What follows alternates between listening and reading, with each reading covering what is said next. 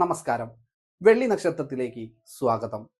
Kerala state award ഉൾപ്പെടെ നിരവധി അവാർഡുകൾ സ്വന്തമാക്കിയ ഫെമിനിച്ചി ഫാത്തിമ എന്ന ചിത്രം ഇപ്പോൾ മനോരമ മാക്സിലൂടെ OTT റിലീസ് ചെയ്തിട്ടുണ്ട്. ചിത്രത്തെക്കുറിച്ച് മികച്ച അഭിപ്രായങ്ങളാണ് എങ്ങും കേൾക്കാനിടയാകുന്നത്. ഇന്ന് വെള്ളി നക്ഷത്രത്തിൽ ഫെമിനിച്ചി ഫാത്തിമയെ കുറിച്ചുള്ള വിശേഷങ്ങൾ. ഒരിക്കലെങ്കിലും ഫെമിനിച്ചി ഫാത്തിമയെ കാണാത്തവരായി ആരും ഉണ്ടാവില്ല. ചിത്രത്തിലെ ഫാത്തിമ നമ്മുടെ ഓരോരുത്തരുടെയും കുടുംബത്തിലോ ബന്ധത്തിലോ അയൽക്കാരിലോ പെട്ട ആരെങ്കിലുമൊക്കെ ആവാം. അവളെ പല രൂപത്തിലും പല ഭാവത്തിലും നമ്മൾക്ക് കാണുവാൻ സാധിക്കും. നവാഗതനായ ഫാസിൽ മുഹമ്മദ് സംവിധാനം ചെയ്ത ഫെമിനിച്ചി ഫാത്തിമ രാജ്യാന്തര ചലച്ചിത്രമേളയിൽ 5ഓളം പുരസ്കാരങ്ങളാണ് സ്വന്തമാക്കിയിരിക്കുന്നത്. ചിത്രം മനോരമ മാക്സിലൂടെ ഇപ്പോൾ OTT റിലീസ് ചെയ്തിരിക്കുകയാണ്. ചിത്രത്തെക്കുറിച്ച് ഒരുപാട് ചർച്ചകളും റിവ്യൂകളുമാണ് ഇപ്പോൾ കടന്നു വരുന്നത്. നമ്മൾക്ക് ഫെമിനിച്ചി ഫാത്തിമയെ കുറിച്ച് സംസാരിക്കാം. ഫാത്തിമ എന്ന ഒരു സാധാരണ പെൺകുട്ടിക്ക് കിടക്ക കൊണ്ട് കിടക്കപ്പുറതി ഇല്ലാതാവുന്നതാണ് കഥാസാരം. ഫാത്തിമയുടെ ഭർത്താവ് മദ്രസ അധ്യാപകനായ അഷ്റഫാണ്. മൂത്ത ആൺകുട്ടി രാത്രി ഉറക്കത്തിൽ കിടക്കയിൽ മൂത്രമൊഴിക്കുന്നതോടെയാണ് ഫാത്തിമയുടെ ജീവിതത്തിൽ പ്രശ്നങ്ങൾ തുടങ്ങുന്നത്.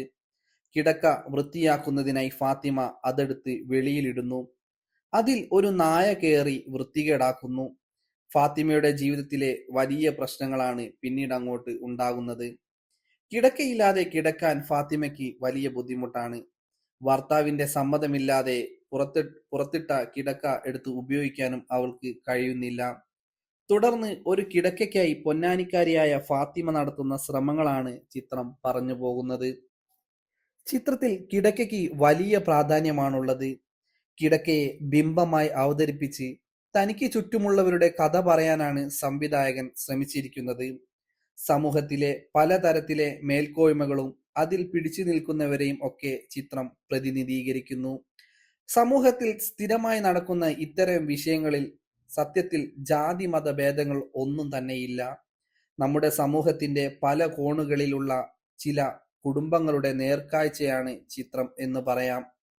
വളരെ അച്ചടക്കത്തോടെയും കയ്യൊതുക്കത്തോടെയുമാണ് സംവിധായകൻ ഫാസിൽ മുഹമ്മദ് ഈ വിഷയങ്ങളെ പൊതുസമൂഹത്തിന് മുമ്പിൽ എത്തിക്കുന്നത്.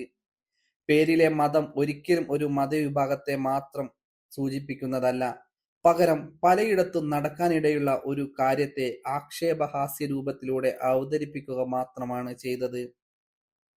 ഇപ്പോഴും ഇത്തരം ഫാത്തിമമാർ നമുക്ക് ചുറ്റുമുണ്ട് എന്ന് അറിയുമ്പോഴാണ് നമ്മുടെ സമൂഹം ഇനിയും എത്രത്തോളം മുന്നോട്ട് പോകേണ്ടതുണ്ട് എന്ന് നാം തിരിച്ചറിയുന്നത്. ഒന്നു പാളിയാൽ വളരെയധികം പ്രശ്നങ്ങൾ സമൂഹത്തിൽ ഉണ്ടാക്കാൻ ഇടയുള്ള ഒരു കാര്യത്തെ വളരെ മിതത്വത്തോടെയാണ് സംവിധായകൻ അവതരിപ്പിച്ചിരിക്കുന്നത്. ഷംല ഹംസയാണ് ചിത്രത്തിൽ ഫാത്തിമയായി വേഷമിട്ടിരിക്കുന്നത്. ഭർത്താവ് അഷ്റഫായി എത്തിയിരിക്കുന്നത് കുമാർ സനിൽ. രണ്ടുപേരും മികച്ച പ്രകടനമാണ് കാഴ്ചവെക്കുന്നത്. ചുറ്റുമുള്ള കഥാപാത്രങ്ങളെല്ലാം തന്നെ അവരവരുടെ ഭാഗം കൃത്യമായി അവതരിപ്പിച്ചിരിക്കുന്നു. നാട്ടിൻ പുറത്ത് നാം കണ്ടിട്ടുള്ളതോ അല്ലെങ്കിൽ കാണാൻ ഇടയുള്ളതോ ആയ കഥാപാത്രങ്ങളായി പലരും ജീവിക്കുകയായിരുന്നു എന്ന് തന്നെ പറയാം.